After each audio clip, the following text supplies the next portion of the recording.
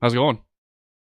Right, I'm all right. It's this cold that's been going through my house is kicking our butts. Yeah, we had the same thing. Besides that, it's like um, just work. You can work through it. It's just a little less energy. I mean, just rehabbing my elbow, so not too much going How's that going? How is the elbow? on. Elbow's okay. I have full range of motion now, which is good, and I've started my rehab process. And then I've been throwing in some like going to jits and just doing the technical part of class and then hopping out when the guys roll. Hmm. Um, I don't need anybody trying to rip my arm off right now. I was gonna ask you about that because I don't know if you know, but I separated a rib about a week and a half ago now. Yeah, Uh, that was at the yeah, yeah. Guy got a good feeling. hold of my neck. I went for a run today because Enoch told Yeah, me he wanted me to still do some cardio, just so I yeah, could my lungs would push on it and stretch it out and stuff. okay. But I feel good. It's Yeah, pain free. It was pain free today. It's just like a little painful when I need my core. Like oh, when I saw people doing great. V ups, that like my rib was cringing. Yeah, you're in So that midline. yeah, exactly. Yeah, if I need my midline, I think it'll be a problem. But I'm really itching to do something. So I was gonna ask you selfishly, should I go do no gi or should I do come to your class? Well, if you come to my class, I can modify stuff for you. Okay. Make sure that you don't do anything crazy. Yeah, yeah, Uh, Jiu-jitsu, I would just be careful. You could probably do what I'm doing and just do the technical part and let people know, like, don't put pressure on it, whatever, yeah, yeah, and then just hop out of class after that and not yeah. have to worry about some other person's, ability to control themselves Mhm, mhm. hurting you. You know, Awesome. that's the look at it. Yeah, That's what I was thinking too. I think there's less variables if I just come to your class. yeah, for sure, definitely. Awesome. And we can go work on things as they feel good, and then just slowly. You need the blood flow to help the healing process, right? So Right, right. Cool. Okay. So the way my podcast usually goes is I do the intro usually based on what comes out of the interview. So the guests will okay, know who you are based on my knowledge of you, uh, okay, and also based on whatever I learned from the podcast. So you don't have to okay. necessarily introduce yourself, but I do want the listeners to know. Here's one. I've been saying this a lot to people. You are who people say you are. So a mutual friend Okay. of ours said you're probably the strongest athlete he's ever met, that he knows personally. Oh, You ever heard that before, or that we no, just talking that's behind your back? uh, nobody nobody said that to my face, but it's nice. Right. I don't know. I'm in a world where everybody, all the people that like I follow on social media and the people I look to up to and stuff are so strong and crazy. So the stuff I do, I find relevant to the stuff that the people I've trained with and the people I've trained under have done. So it's good though, because it's like it keeps your ego in check. I guess is the best thing about it. Right. There's always somebody stronger and more athletic than you, and it keeps me level headed. Right.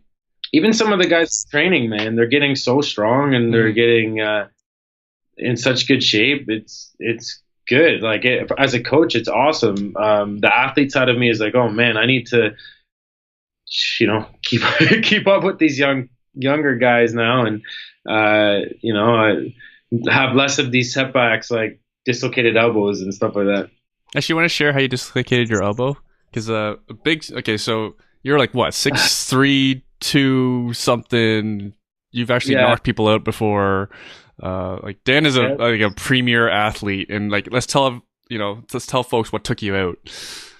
A Mack truck hit I you or something, right? I know. I wish I had a cool story, but I don't. Yeah, it was 5 a.m. After my son's first birthday party, and we left some toys out on the stairs, and I took a ride down the stairs and dislocated my elbow when I fell. So I fell down the stairs.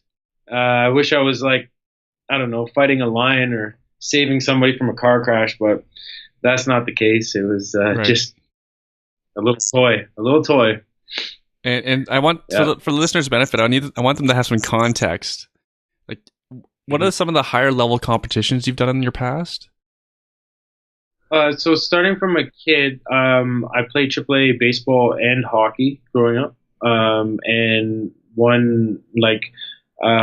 won provincial championships with the teams I played with, and that was kind of my from the time I was 7 through 14, 15, I played competitively, and then I also played rugby in high school, and the team I played with, we won OFSAs, which was huge for our high school at that time because so I'm from Oakville, and if anybody knows rugby in Oakville, they know that Oakville Trafalgar is like the school for rugby, and they won like every year until the year that I started playing rugby with that team, and we beat them twice. We beat them in for Oakville to go to OFSAs, and then they were so good and they couldn't believe that White Oaks beat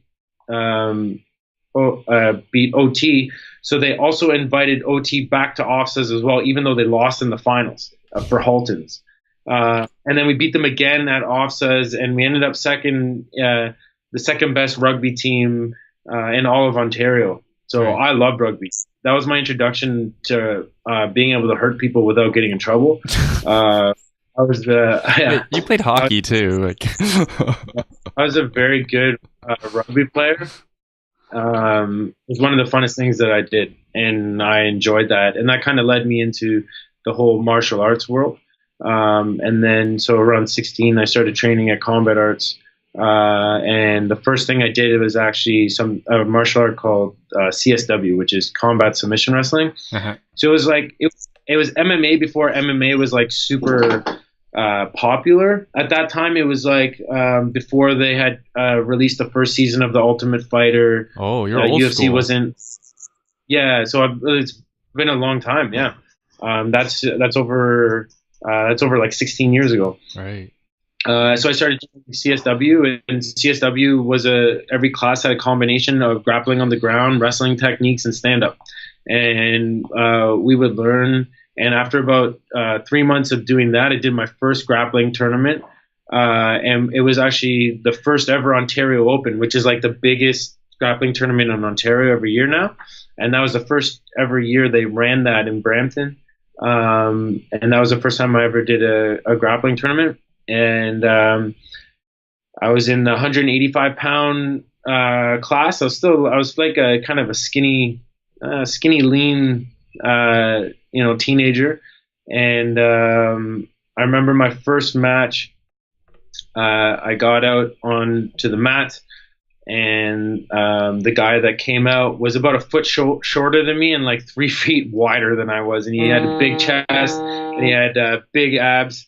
And it really scared the crap out of me, to be honest with you. I was thinking, like, why did I put myself in this situation?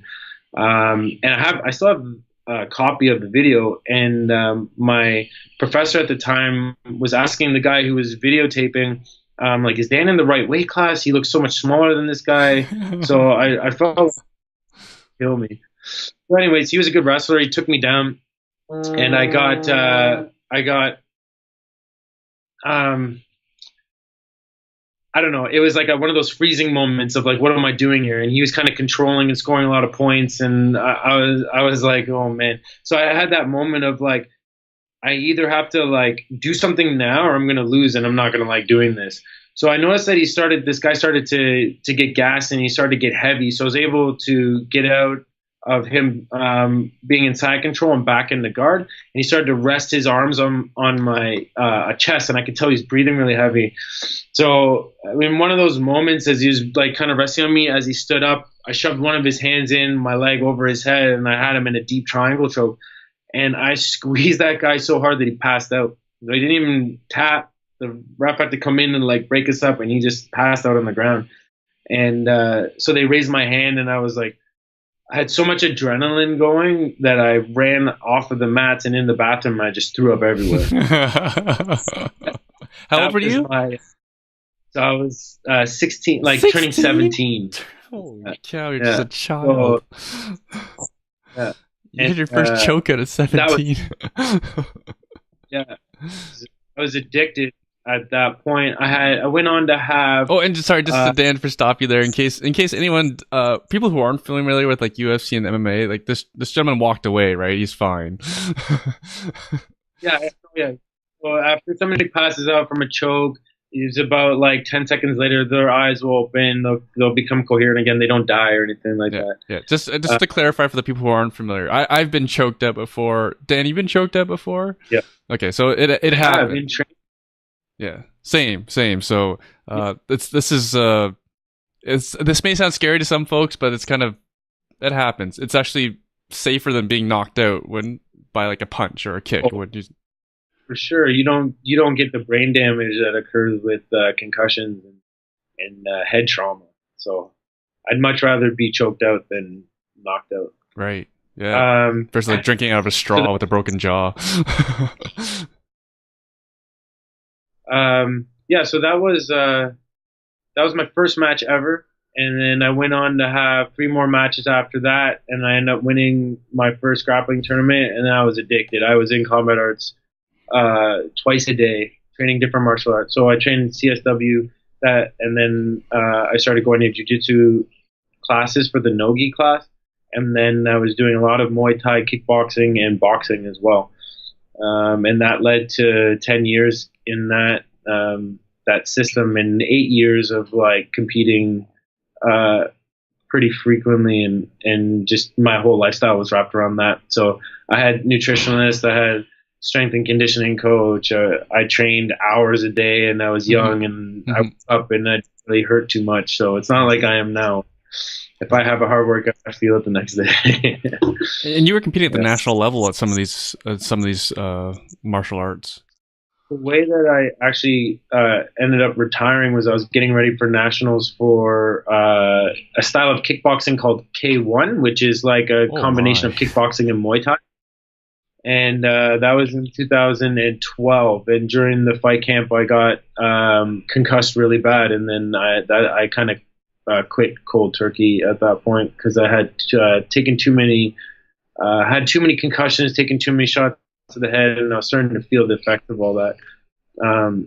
So yeah, that was it for me at that point. That was a lot of years put in, but for 6.5 months, close to 7 months, I couldn't function properly. When I looked down, I would lose equilibrium. I'd fall over. When I look up, the room would spin. Lights hurt my eyes. It was horrible. It was not a good time.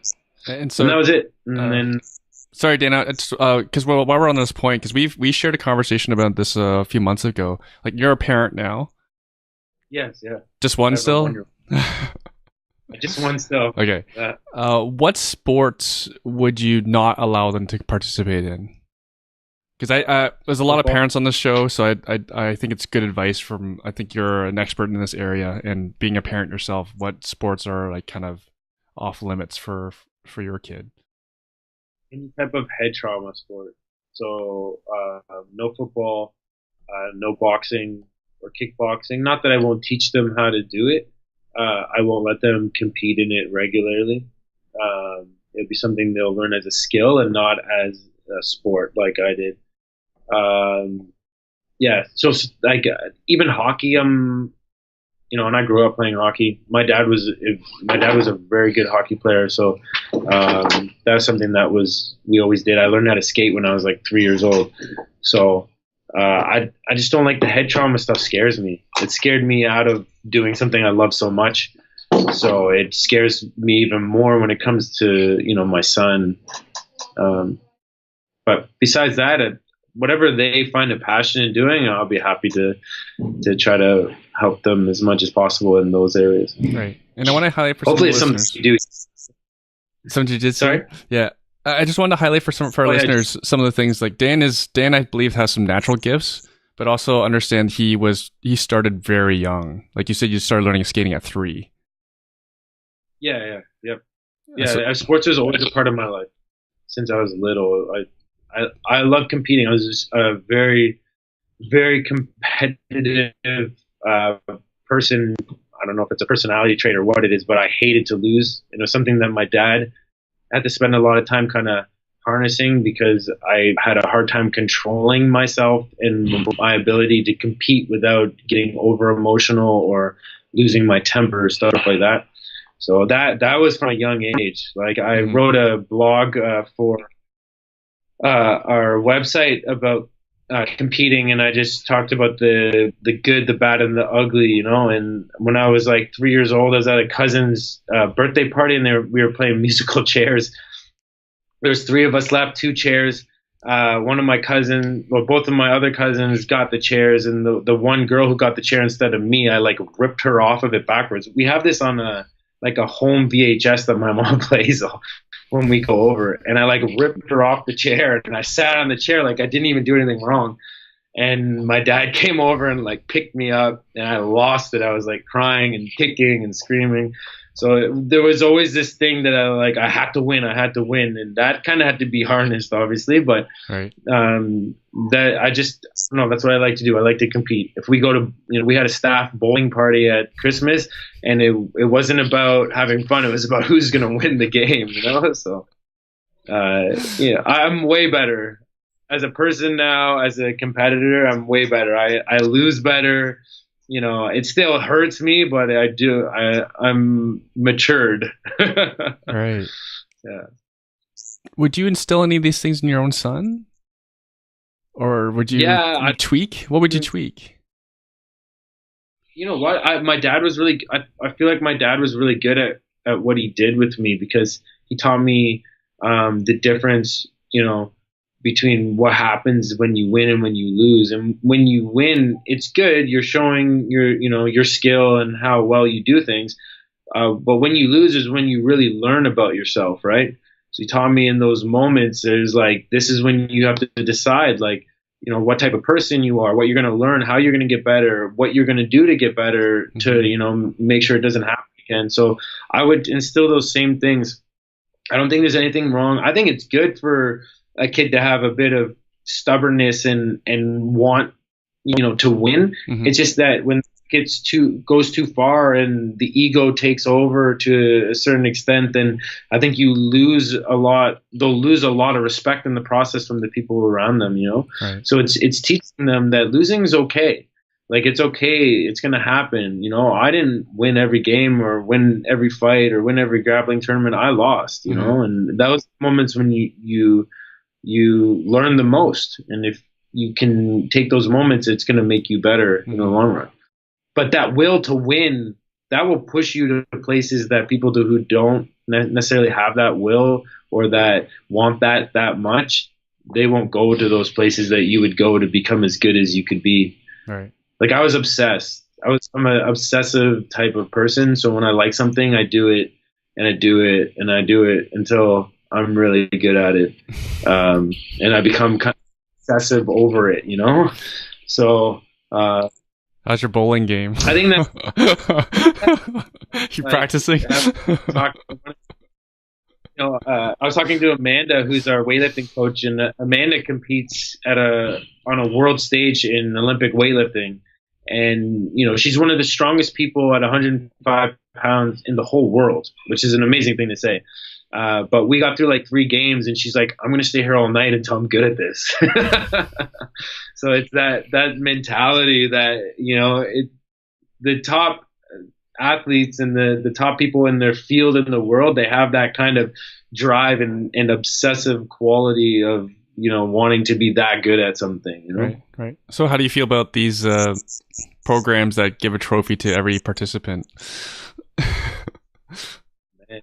That's a good question, actually. I've never really sat and thought about that. And my son's only a year old, so he hasn't been anything like that yet. For me to have, I think at that point when I put him in something and they give him, I don't know, a medal for last place, then I'll have way more of an opinion on it. Right. So I'll share mine. The very first soccer class my kids had together in the summer, my son wouldn't participate. He was just nervous, whatever, didn't want to do it. He participated the next class after. But at the end of the first class, the instructors were giving out stickers. So my daughter got a sticker. She participated, right? She did a good job. And then she offered to my kid too. And I said, no, he doesn't deserve it. Right? Okay, yeah. That's my own opinion. Like, Yeah, you didn't like, earn it. You don't accept it. Right? Yeah. Yeah. No, I agree with you on that. You know, I would never, I have like, it's weird because I'm like a super competitive person. And at the same time, I'm kind of like, I don't know, I have like a soft heart. So things will like hit me and I see a kid who's like scared or, you know, just hasn't had the opportunity to kind of come out of his shell yet. And I feel bad and I'm like, I want to give him something. But at the same time, I see what you're saying. Like, you want to instill those things into your children. And like, listen, you just have to, you know, have a little bit of courage and take that step just to get out there and do it. And then you'll get the reward afterwards. Right. So I totally see what you're saying. Yeah. Okay. So Dan, let's get into now. You retire from martial arts competitions. Yes. And then what was next? I retired I unretired last year when I did a couple grappling tournaments, but right, but no one's punching you in the head. No more punching ever again. Maybe my wife, but she's a strong woman too. For anyone who's listening, like, she's one of the best athletes ever. She's one of the best CrossFit. Yeah, she's among the best CrossFit. One of the best CrossFit athletes I personally know, and that's Dan's wife. She's really good. 2012, that's when I retired. And then when my head started feeling better, one of my buddies actually sent me a video of these people who were competing and working out. And now I loved working out. I loved training. So I thought it was really cool. So I Googled my local CrossFit gym and I went over there and I did an intro. And then the owner there was a big, strong powerlifter.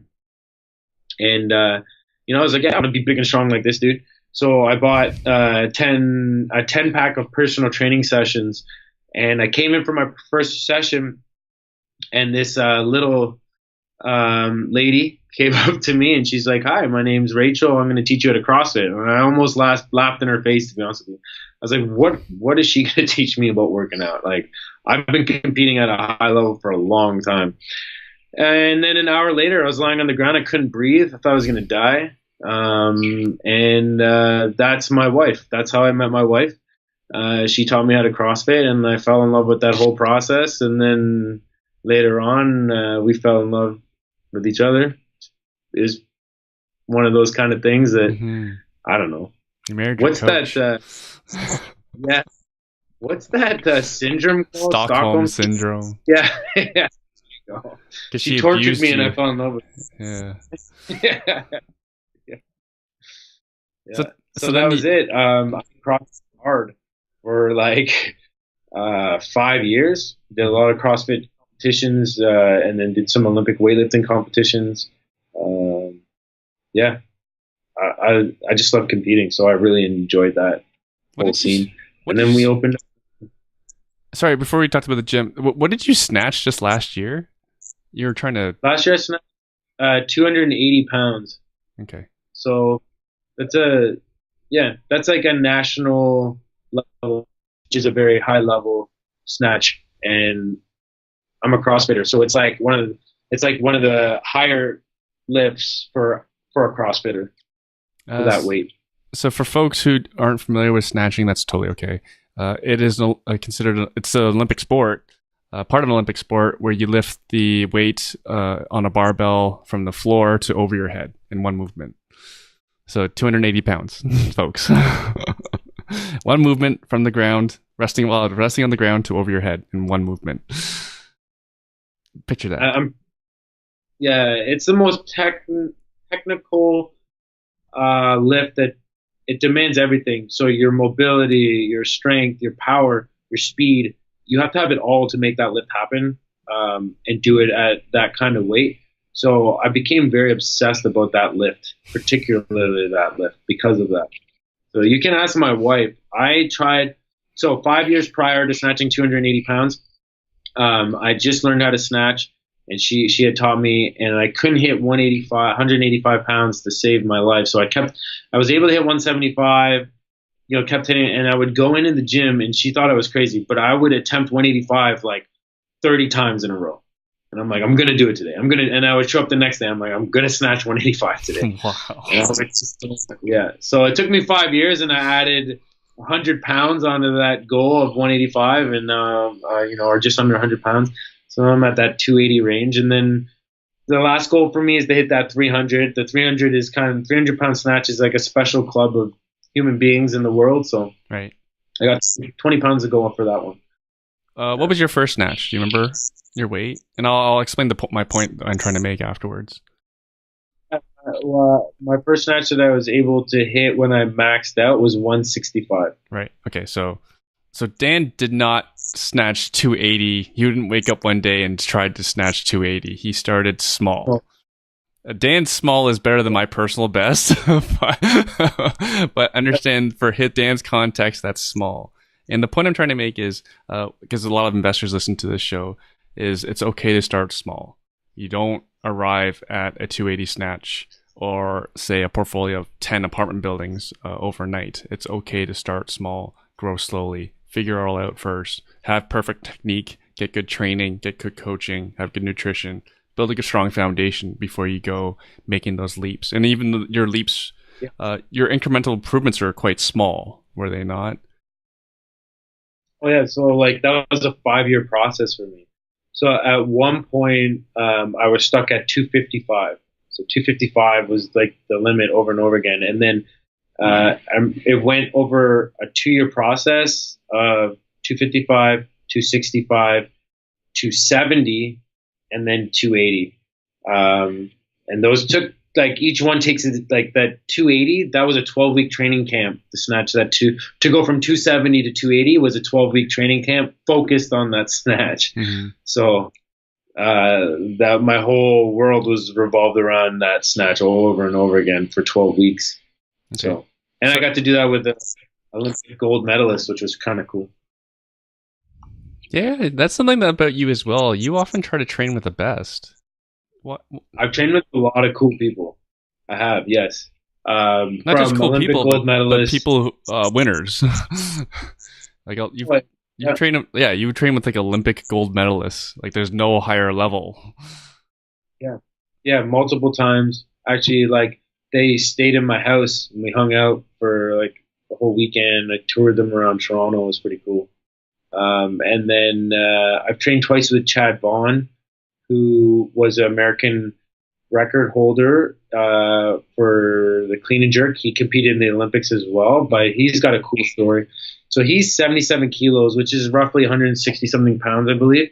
And he was able to clean and jerk 190 kilos, which is over 400 pounds. As a 160 something pound person, it's an incredible feat. But he was born with a club foot. And he couldn't, they told him that he would never be able to squat, never mind clean and jerk 190 kilos.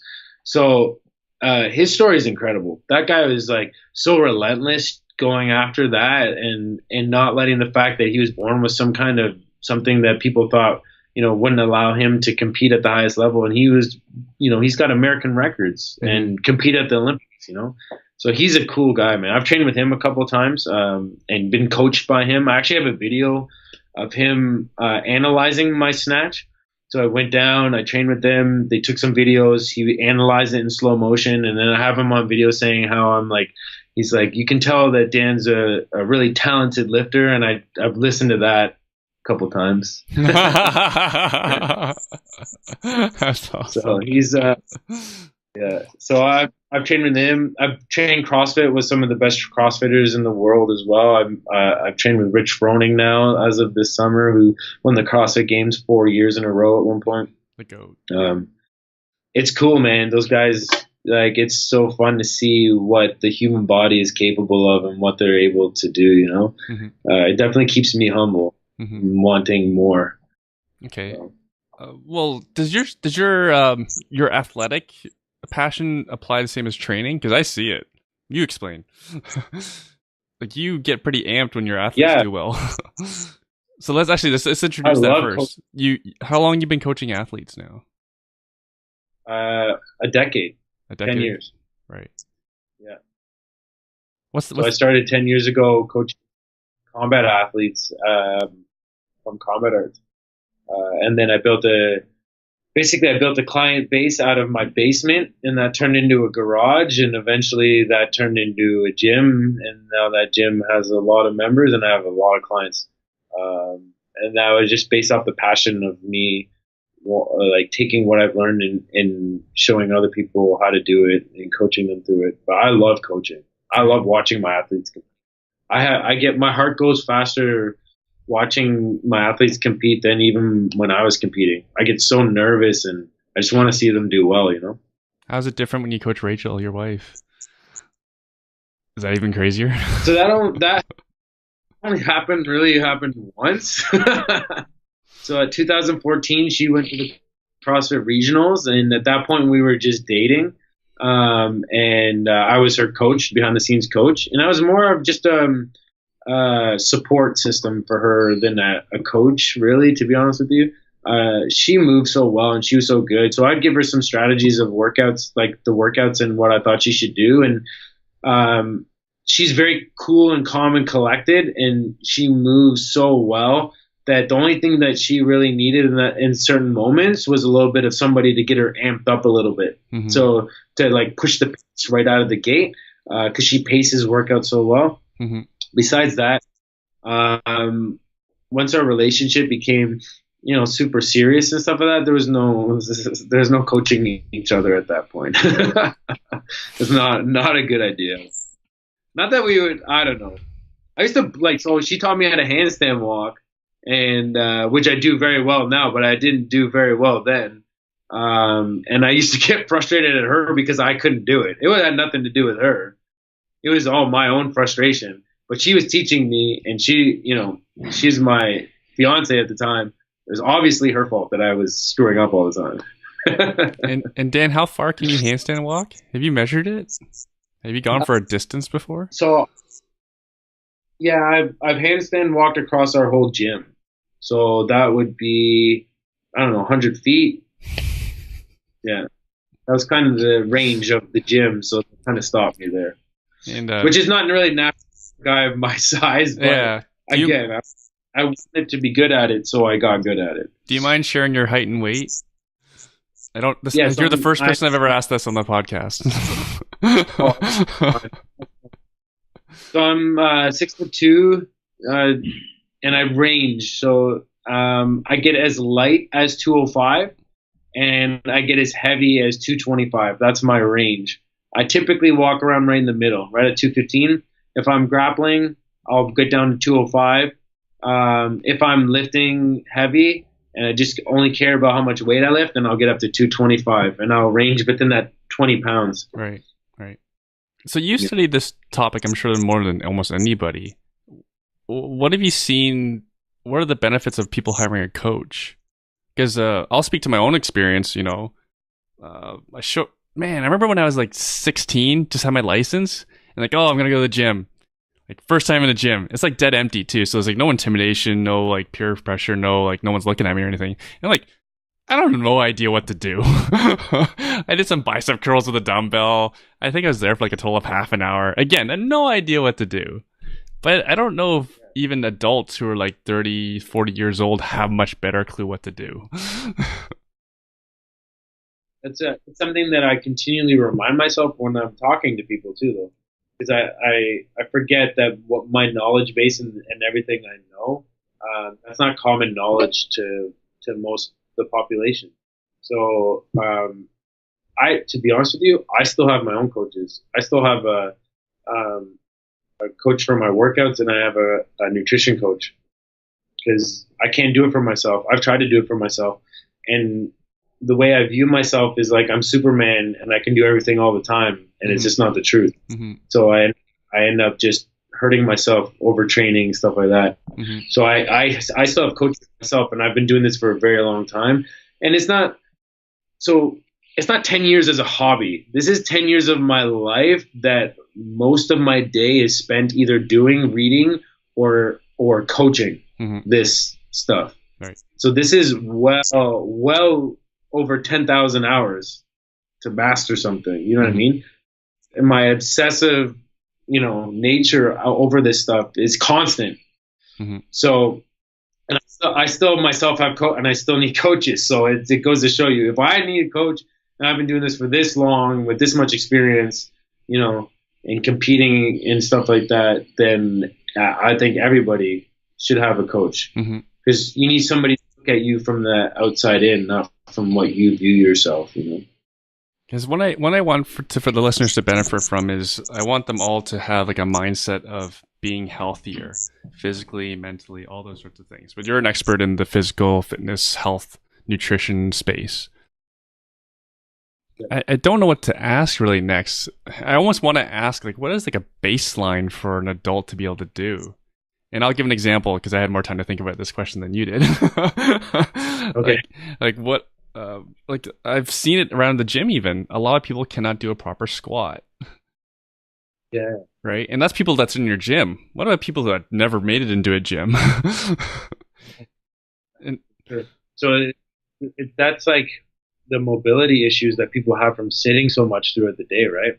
If you can't sit down and do a proper squat with your hips below your knees, and sit there comfortably, then something's wrong with your mobility, or you have you've had an injury or something that is stopping you from doing that. But that's not healthy. So you should be able to do that. It's a natural human position. You watch any baby walk around and sit down to pick something up, they hit a perfect squat every time. Somewhere along the way, they shove us, they put us into school, and we got to sit all day in school, and then we go home and we play video games and sit all day, all afternoon. Everything shortens up and nothing functions the way that the human body is meant to function anymore, and then people lose their ability to squat properly. And that's just one of like so many things that I believe just that,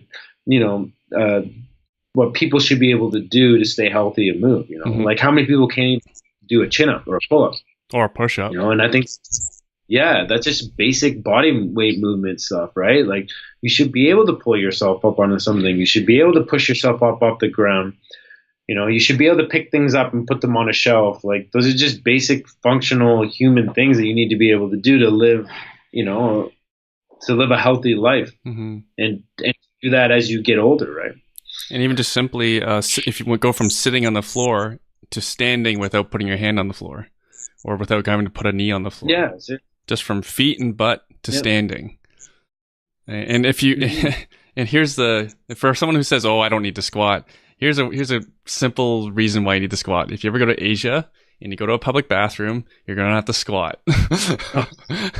You guys can paint a mental picture on that, because if you can't squat, you're in big trouble.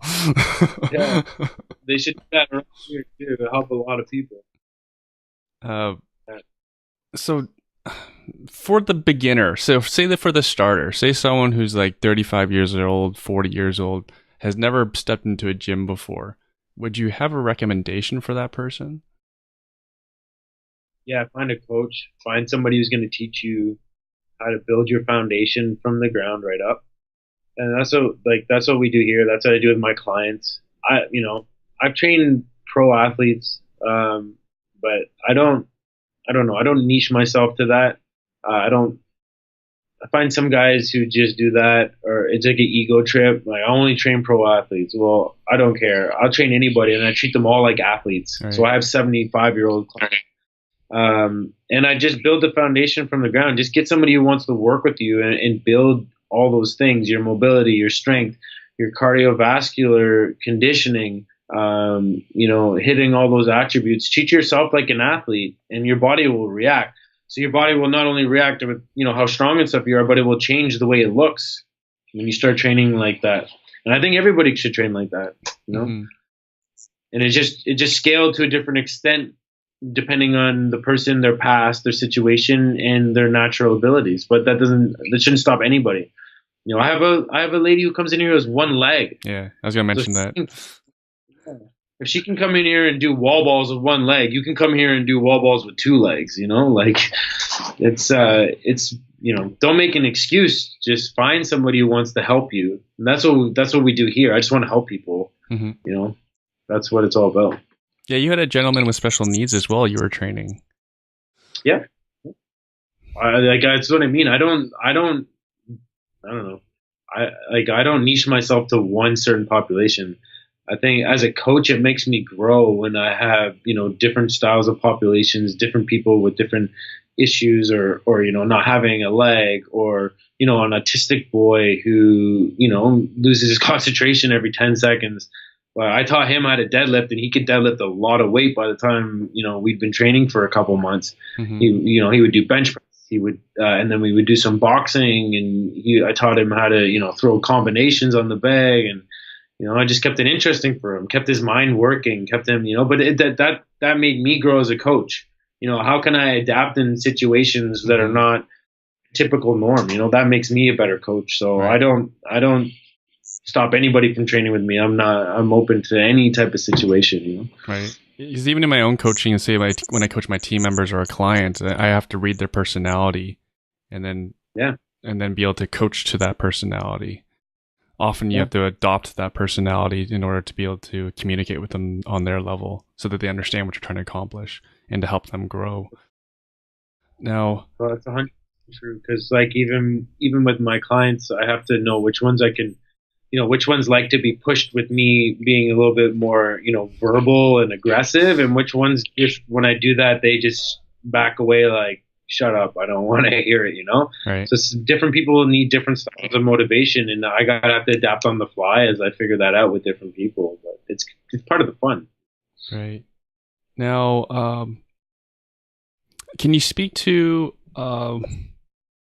so I've been seeing this. I use the fitness world a lot, and when I try to explain to people, I often say to people, the workout you do is better than the workout you don't. Right. So if you like to walk, you like to garden, it's better you do that than spend all your time trying to figure out what's the best workout. Should I do sports specific training? Should I do CrossFit? Should I do ballet? Should I do HIIT? Right. Yeah. I guess there is no one size fits all, is there? Best workout for people. I wouldn't box anybody into any stereotype or certain type of workout. I would say do what you're going to do that allows you to do it consistently. Without consistency, nothing's going to happen. Right. So if you enjoy salsa dancing, go salsa dance, but do it consistently and keep moving, feeling good, Mm-hmm. If you enjoy running, go running, and then I tell people from there, once you found that thing you enjoy doing that allows you to move consistently throughout the week, sign up for a competition. It doesn't have to be anything crazy. If you're doing salsa, not like me, sign up with. Yeah, I think it's great. If you're doing, salsa, sign up for a choreo group and do like a dance in front of a bunch of people. If you're running, sign up for a 5K. If you're doing jiu-jitsu, do your first grappling tournament. If you're doing CrossFit, sign up for a local scaled comp if you need to. Like it will take that love for something you're doing and allow you to really focus in on making yourself better at it, and you'll fall in love with the process even more. And it's just something that will keep you moving for the rest of your life. We need to move. We need to burn energy. We need to get stronger and move better. So whatever that is for you, I'm not going to tell you that CrossFit is the greatest thing in the world for everybody. It might not be for you. That's totally fine. Maybe you need a martial art, or maybe you need something more simple like, dancing or swimming. But whatever it is, just move. Mm-hmm. We're not meant to sit around and do nothing and watch videos all day long, or be stuck to your phone all the time. You gotta do stuff. That's what we're meant to be and do. So yeah, I heard Joe. I say the same thing about diets. With the diet stuff, there's like a million diets out there. There's all kinds of people rebranding and marketing the same diets from 30 years ago. And, people often ask me about diet, and I do a lot of diet stuff with people. I said, it's the diet you need is the diet you're going to stick with for the rest of your life. So if that's keto, then that's keto. If that's a higher carb diet, eating healthy foods, and that's a higher carb diet. If that's, vegetarian, it's vegetarian. Whatever it is that is going to allow you to eat healthy consistently for a long period of, for the rest of your life, that's the diet for you. It should make you feel good. It should make you have energy. It should allow you to sleep and recover well. That's the diet you need to figure out for you. Mm-hmm. And you can't box people and just be like, keto is everything or high carb is everything. No, everybody's different, and everybody needs to figure out what works for their body, what foods make them feel good. Otherwise, how are you going to stick to it? You know what I mean?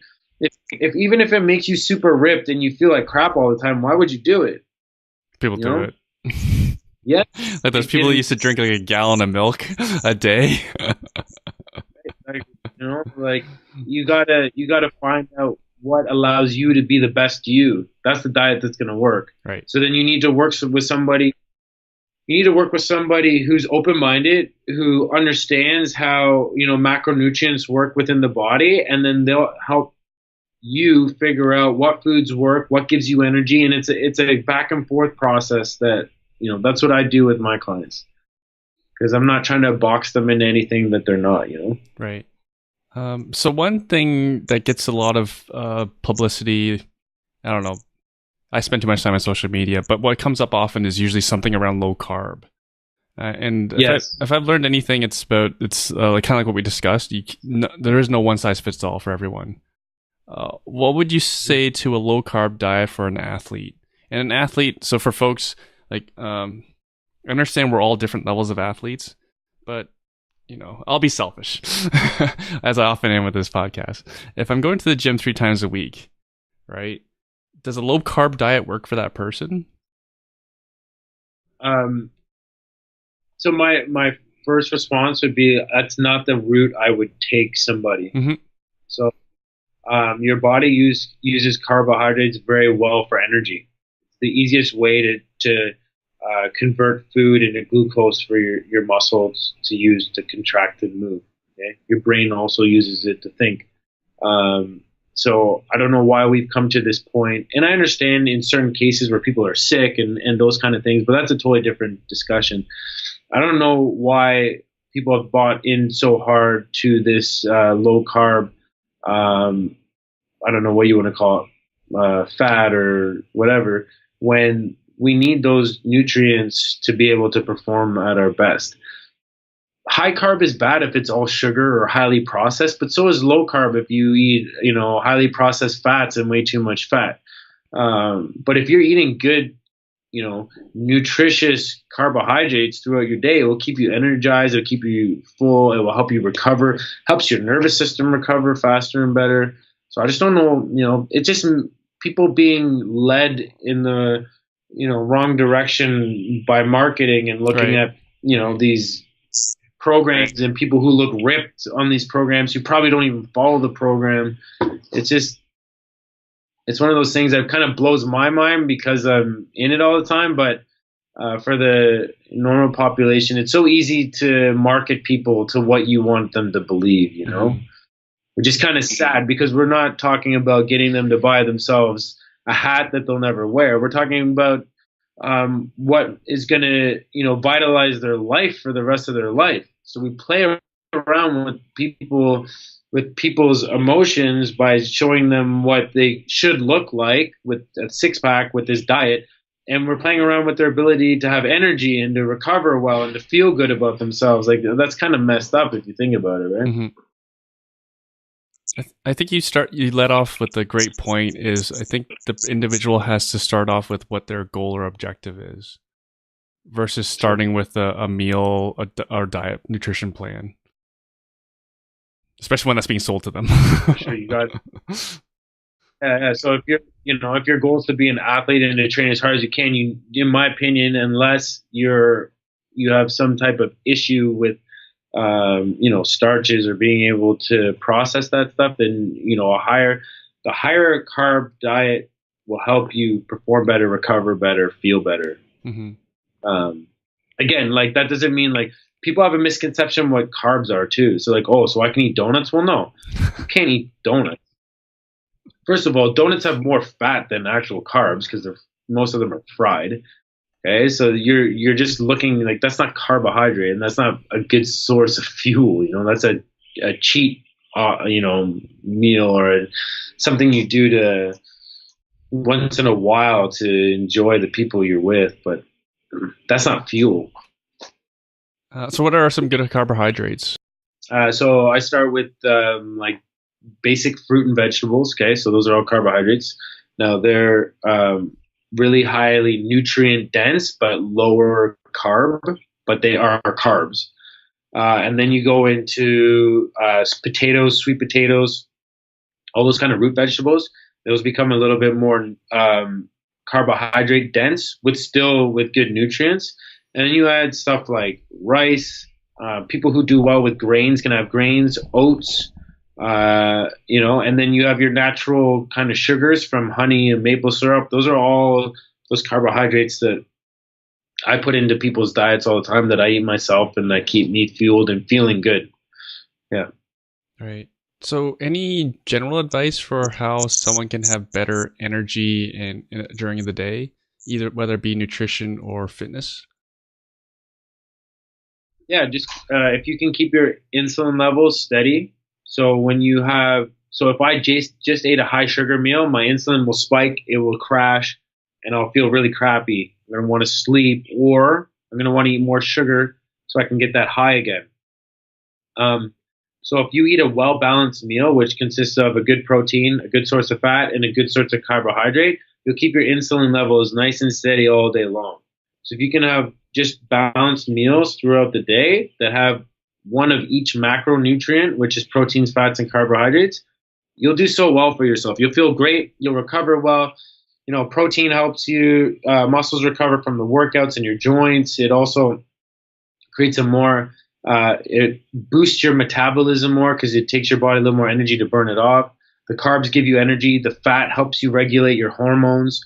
So just as soon as you start going to one extreme, you're losing a whole macronutrient, category. Then you're losing out the ability to use that macronutrient, the nutrients that come from it. Mm-hmm. So why don't we just take a balanced approach first, and then from there start to manipulate things slightly to see what works and what doesn't work for you. Right.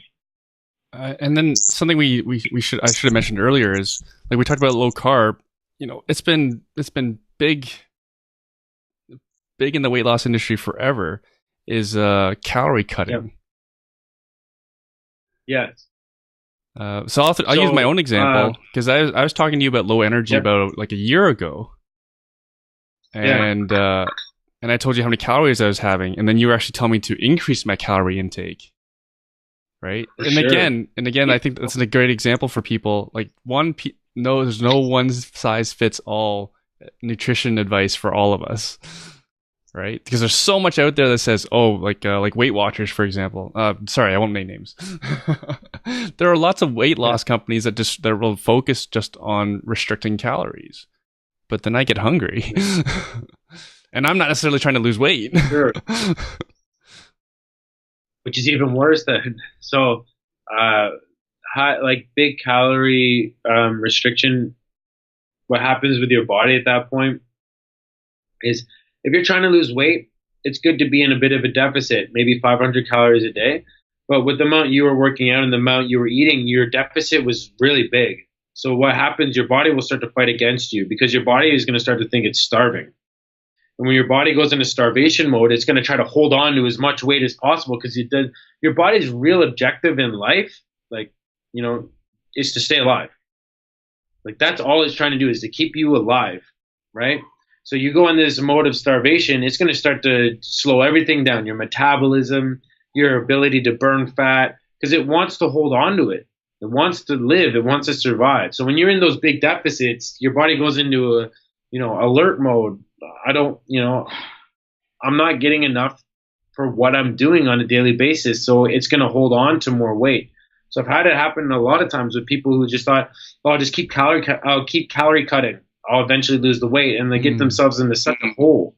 So we got to build that back up, where we're, even eating at maintenance for a while, and then the body kind of heal, or eating more than they're taking in, so the body knows it's okay to eat again, and then cutting down to about 500 calories and in the deficit a day is kind of the sweet spot where the body will lose weight but also still feel pretty good. But you can't also do that forever either. You can't always just cut weight. Mm-hmm. You got to go into maintenance mode, or times when you eat more than you put out, just so that your body can recoup and regenerate from whatever you put it through. Right. And no one's able to figure this out on their own. No. Do you think the average person knows how to do this? No. but that's why that's why I'm here. And it's not even that expensive to hire me. I don't know. People spend their money on way worse things, and somebody's going to help them with health for the rest of their life. But just find somebody who does it, and that's what they love to do, and who's knowledgeable in those things, and they can help you. Mm-hmm. You know. I think there's the funny thing about like there's budget, right? But then there's the people like I see it all the time. Just people who want to do it yourself. They want to do it themselves. Like, and I'll generalize. Men are the worst at it. I think men are generally the worst at it. Like, oh, I don't need a trainer. I'll do it myself. That ego. Again, I still have coaches, so I'm always looking for the best and the newest information, and the people that I work with are at the top of their field. So it allows me to learn, but it also gives me the best information and the most up to date stuff that I can try on myself, and then I can use with my clients myself. So very cool. Yeah, why not? Why not have somebody who's very knowledgeable teach you rather than just trying to figure it out on the go? I don't know. Because I don't think you'll ever naturally figure that stuff out that you're just describing. Like, I'll just try it like this, and then find a lot of or unless you have a lot of time on your hands and you're just gonna research and not only research, you need to research and then test. Yeah. So I've been testing on myself for over a decade. So I know how the body reacts to certain types of training and to certain types of diets, and then on top of that, I've done it with so many clients, so I know how so many different bodies react. And when problems come up, I have different solutions that we can try to, get around those things. So I don't know. You'll get way more out of it with somebody who knows what they're doing, trying to figure it out with you. So now I want to talk about CrossFit, because that's actually how I met you. Our mutual friend Tom introduced me to RAdix, and in turn you, because I was doing CrossFit. I was between gyms at the time, and that's how I ended up at RAdix. From a business perspective, so I followed a lot of people online, like business, like gym trainers, internet trainers, and stuff like that. And something that was coming out of the early 2000s was group training as a good business for trainers like yourself, gyms like your own, right? Now, can you talk to what's so good about CrossFit? So what I like about CrossFit, it's the same thing that I liked about mixed martial arts, is that there's so many things to be good at. So we're not just moving the barbell, we're not just doing gymnastics, we're not just running, we're doing being that full athlete. So I believe that every human being should be able to move their body weight well. Okay, so that's all the gymnastics movement. You should be able to push up, handstand push up, pull up, muscle up. These are all the things that you should be able to move your body to do. But you should also be able to move external weight really well, and that's the weightlifting. You should be able to squat, deadlift, snatch, clean and jerk. You should be able to move external weight really well, and then you should be in good shape. So you should be able to do stuff at different, in different time domains. So you should be able to row 500 meters really quickly, which is like under a minute and 30 worth of work. But you should also be able to go for 30 minutes long, and you should be able to run a good 10K. So it's building that full athlete. That's what I love about it. It's what I don't know. It's what I love about the whole training people, is just what is the human body capable of, and we should be very good at all different kinds of things, not just specialized in one area. And that's the way I trained martial arts. And I did some things better than other, but I never really specialized completely in one thing. I was constantly training different things. And I like the idea of being on my feet, being a good wrestler, being good on the ground. It's the same thing here. I want to build the full athlete package. And that's what I like about CrossFit. No matter what you've heard, like if you've heard whatever you've heard about it, before you make a conclusion, you should come to my gym and let me train you, and then I should have a different conclusion by the end of it. Yeah, I was having an argument with my cousin. Sorry, go ahead. I was going to say that, like, people say, like, oh, people in CrossFit move with bad form. people might move amazing. Oh, it's the way I am, and that's the way I expect the people in my gym to move, is to move with good form. Right. You know? So, and also people that need to appreciate, some of us don't have the mobility to move with good form. So when you see that, it's the best they can do. They would never be in a compromised position, you know, to hurt themselves. Yeah. And then we're constantly working on the mobility that them to move better, you know. So it's just a constant battle. I've seen way worse. I've seen a Muay Thai gym on the internet where the trainer was punching the students in the face to build their chin. Yeah. Like, there's dumb trainers everywhere. They're in CrossFit. They're everywhere. That I can't avoid, but find a gym with a coach who cares, who really wants the best for you, and you'll get the most out of it. I think part of it is also, again, I'll blame men, is that they need to check their ego at the door. I remember inviting a friend out to their first class, and the workout required deadlifting of 225. It's his very first class. I tell them, get it down to like 95 pounds, right? No. He's like 50.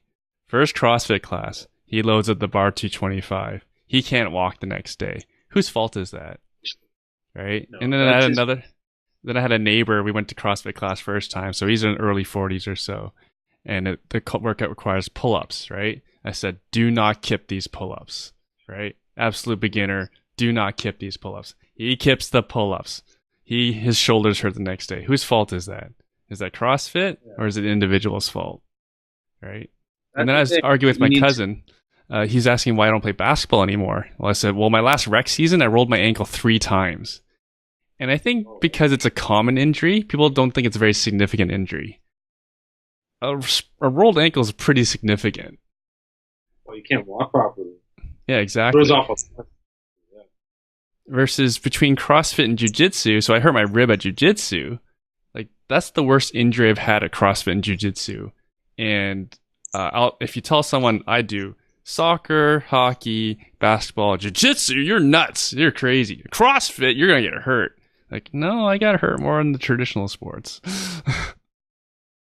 Men's league sports are the worst. Yeah. You know how many guys have been in here with torn knees because of men's league soccer? It's horrible. Yeah, Tom with his Achilles. And I've been cross-checked to the face in men's league hockey, right? So that's another. Yeah, the men walking around with armor and sticks. It's not a good idea. So it's also what I like about CrossFit. Trying to help each other get better. I like that. I like that atmosphere. Yeah, what is with the atmosphere? Because like you've seen my group. We're pretty type A, push each other, and for the listeners' benefit, one of us will say something stupid like, "Hey, let's row, see how far we can get in half an hour on all these machines." And like we're like, okay. Remember rewind what you said earlier about your body just wants to try to survive. And here we are doing extra work that no one asked us to do except for our friend. And then we go do it as a group of 4 or 6 people. What is up with people that go to these gyms? It's a neat kind of camaraderie. Like, everybody's obviously trying to get better themselves, but then you build these friendships and people that you get, I don't know, you go through these workouts where you sweat. It's like blood and sweat and tears, and it becomes like super personal, right? So everybody's got this respect for each other and what they put themselves through. And that builds a camaraderie. So you really enjoy watching your friends do well. Whereas like so many other sports, like men's league sports, guys get mad and try to take each other out. Yeah. You know? So it's really cool. It's different. You see it at the CrossFit Games at the highest level. You know, somebody hasn't finished a workout, everybody will kind of rally around them and cheer them on until they finish the workout. Like, that's cool. I think that's really cool. Yeah. I'll actually look it up on the video and I'll post it when Tim Hong got his first bar muscle up and everyone was watching. Crazy, right? And understand, like, I'll paint a picture for the listener, because like we're like us group of friends, we're all watching Tim. I'm recording, but there's other people in the gym, but they've stopped what they're doing to watch as well, and they don't even necessarily know Tim, but they know he's trying to do something for the very first time, and they stopped what they're doing to cheer. Oh yeah, the whole gym was cheering. Like it was crazy. Those are amazing moments, though. I love that. Yeah. Those are the best moments. And then when he got it, and then he went for the second one, it was so Yeah, cool. it's Like so funny. everybody went nuts. It was so good. I remember when I got my first muscle up, it was when in a CrossFit competition. So it's called the Open. It's available for everyone to join. Uh, and I don't know if you remember, you had it was like a 7-minute workout, but the first movement was ring muscle ups. Maybe it was 12 Yes. minutes. So, Yeah, so it's seven muscle ups, 50 wall balls, 100 double unders. yeah, I wasn't even looking at it past the ring muscle ups. I wasn't even looking past the first ring muscle up. So I had like 12 minutes to get my first ring muscle up. Yeah. And so that was the tried. That was the first where they put it first. Yeah. And thankfully, because otherwise I wouldn't have gotten it. So I made an attempt almost every 60 seconds. So however long it was. And I made it on my very last attempt with 10 seconds left. And it was being recorded with everyone watching. So I'll always remember that. That's really cool. Those are the amazing moments, right? Yeah. That makes it all worth it. Yeah, it makes it fun. Even though I didn't achieve much. How many ring muscle ups can you do in a row? My best is 15. Yeah, so Dan can do 15 in a row. I struggle to get one. But to me, that one was a huge win. Right? Yeah, of course. That's amazing. That's an amazing feat of physical, ability and strength to be able to pull yourself up like that. Mm-hmm. And then the top of the ring. To paint the picture for the listener, gymnastic rings, they hang from the ceiling. You hang from it, and then you pull yourself up until you are above the rings and your arms are locked out. So an advanced movement. Dan can do 15 of them. Dan, we're running out of time. Yeah. Thank you for your time. But is there anything else you want to share before we go? Because I'll include your Instagram and your website and everything in the show notes. I'd say find something that you love to do that allows you to move, almost every day. That will bring you so much more joy and health than anything else would be able to do. Right. And then what services are offered at your gym? So we have a CrossFit program. We have a boxing program. We have an Olympic weightlifting school. We're opening a powerlifting program now. And we're also opening a program for seniors. So for 65 plus, that's a whole different niche that I'd like to help those people live, the rest of their lives stronger and healthier. So we also have a teen program. So we pretty much have something for everybody here. And that's what it's all about, just having as big of an impact as I can in doing what I do. Right. So. And then how often are you doing those seminars? Because I've seen you do it 3 times now, I think.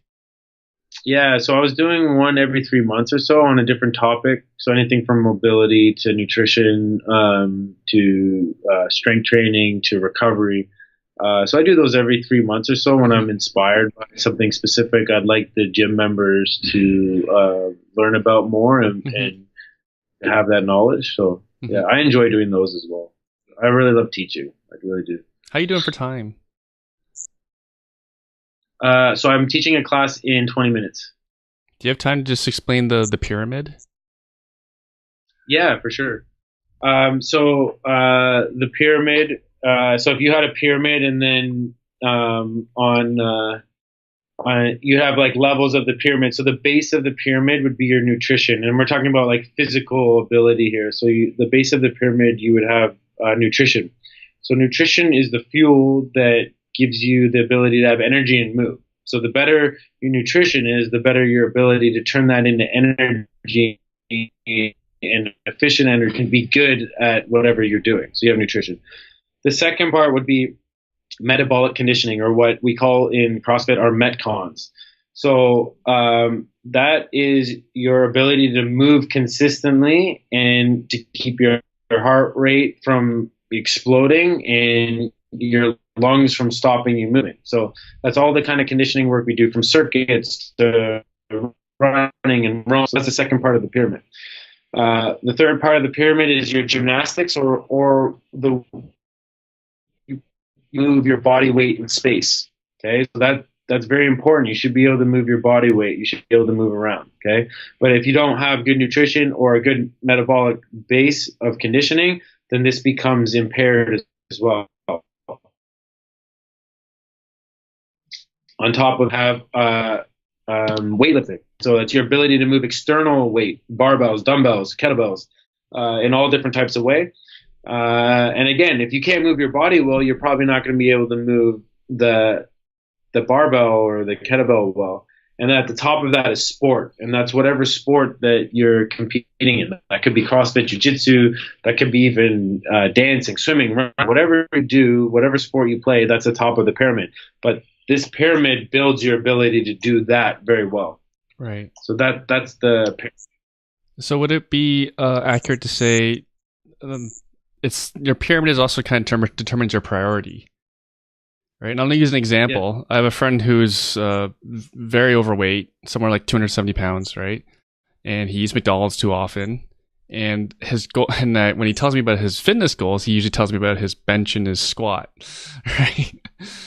Okay. What would your advice be to that person? Are those good goals? Is he on the right path to having living forever?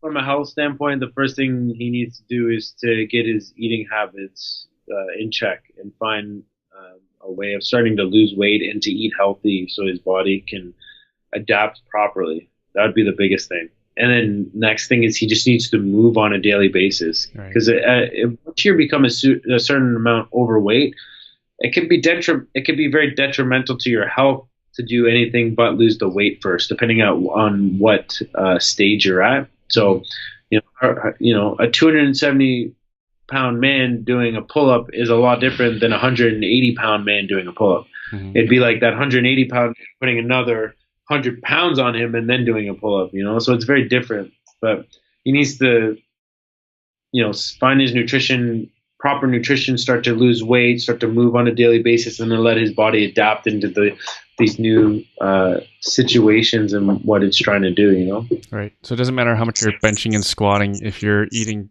not very well, you won't really get to your health goals, especially when it comes long life. You could.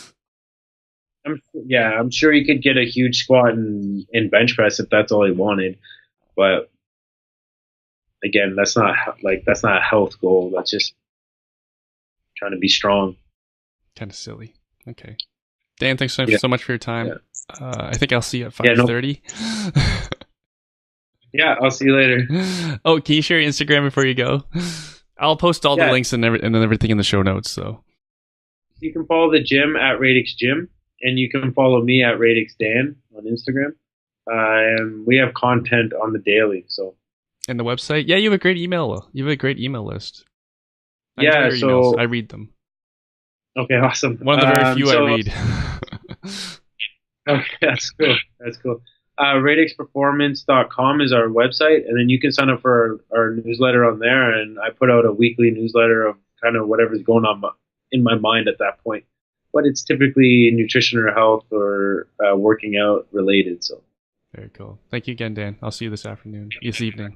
No problem. Thanks, Dan. Okay. See ya. Bye-bye. Bye.